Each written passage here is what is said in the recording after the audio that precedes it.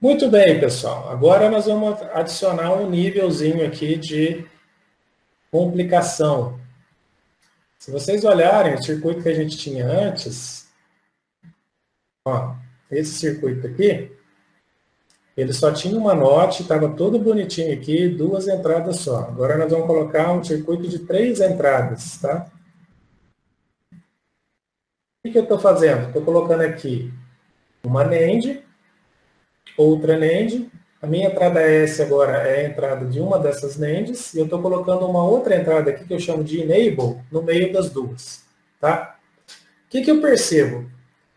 O Enable aqui, como ele está aplicado nas duas entradas, nas duas portas lógicas, ele vai afetar o funcionamento tanto de S quanto de R.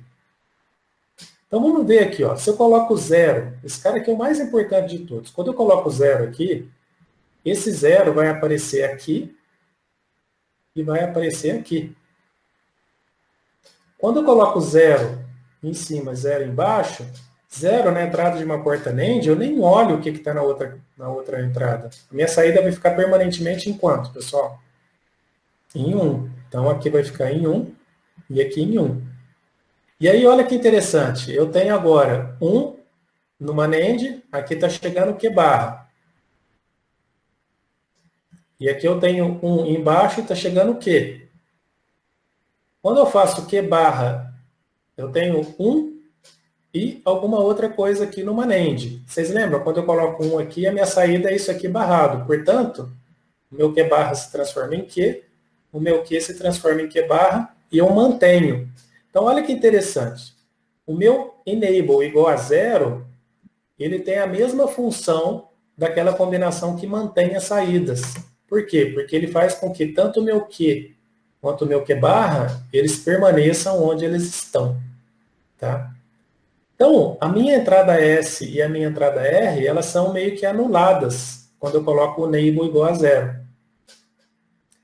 Agora, se eu faço o contrário, se eu coloco o enable igual a 1, né, deixa eu apagar tudo aqui. Se agora a minha condição agora é fazer o enable igual a 1, agora a minha saída depende do que tiver aqui. E aí esse cara vai funcionar de novo. Então, se eu colocar 0 aqui e 1 aqui, vai acontecer, né? Peraí que é o contrário aqui, é RS, né? Deixa eu só seguir a tabela verdade aqui.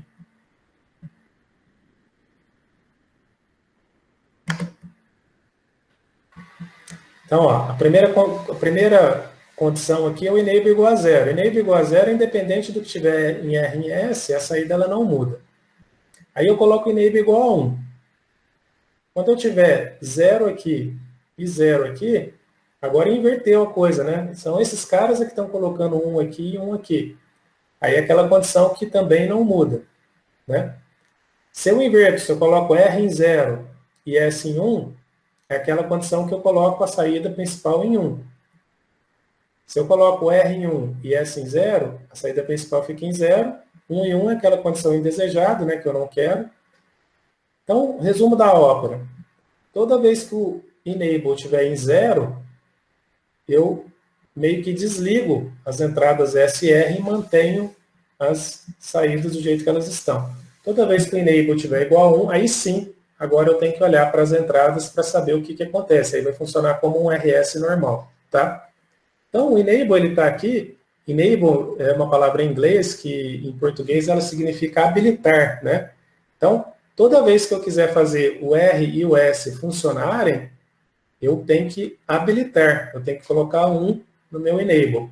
Toda vez que eu quiser desligar esse cara aqui para poder deixar isso aqui armazenado para o resto da vida, eu posso colocar ele em 0, que aí ele desabilita.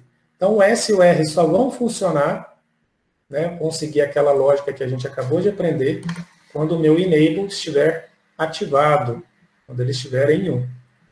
Quando eu quiser desligar o circuito, é só eu colocar o enable em 0 e aí ele mantém a informação lá. Então eu consegui mais um pino aí, né, para poder fazer a função de armazenamento, né, dessa operação. Quando eu coloco esse enable, pelo fato de eu estar conseguindo controlar quando o R e o S funcionam ou não, Eu chamo esse LET, né, essa unidade de armazenamento, de um LET RS controlado. E quem é que controla? O pino de controle é o meu pino de enable.